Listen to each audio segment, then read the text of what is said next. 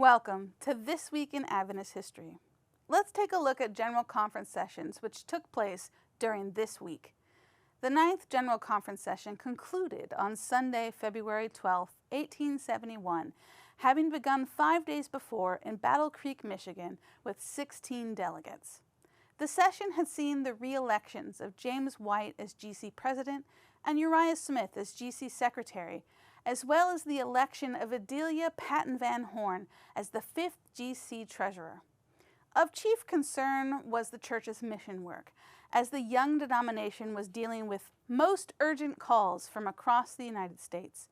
At its second business meeting, the session adopted a resolution encouraging proper men and women, especially the young, to consecrate themselves to the work of God, not simply as ministers and lecturers, but as helpers in the various departments of the cause, in organizing Sabbath schools, visiting from house to house, circulating books, etc., where our lecturers have opened the way.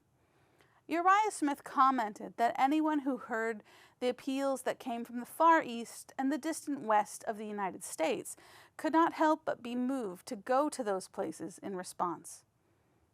22 years and 5 days later, the 30th General Conference session began on February 17, 1893.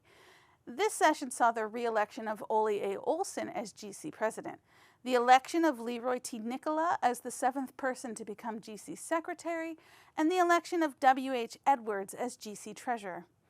Much of this session was filled with reports and plans for the church's work, which had extended so much that it was, quote, impossible to give a survey of the field without mentioning the entirety of the United States, as well as places in Europe, Asia, Africa, and Oceania.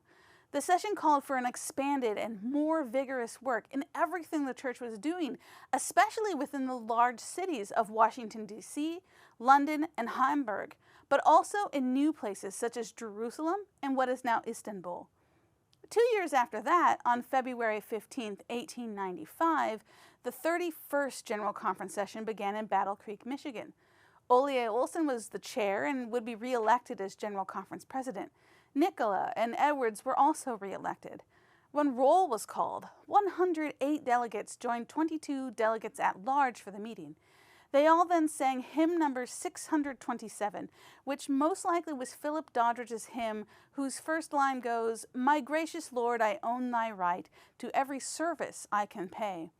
Olson then gave his president's address, reporting on what had happened in the church over the previous 2 years, including new missions in places such as Mexico, Brazil, Argentina, Jamaica, India, and what is now Malawi.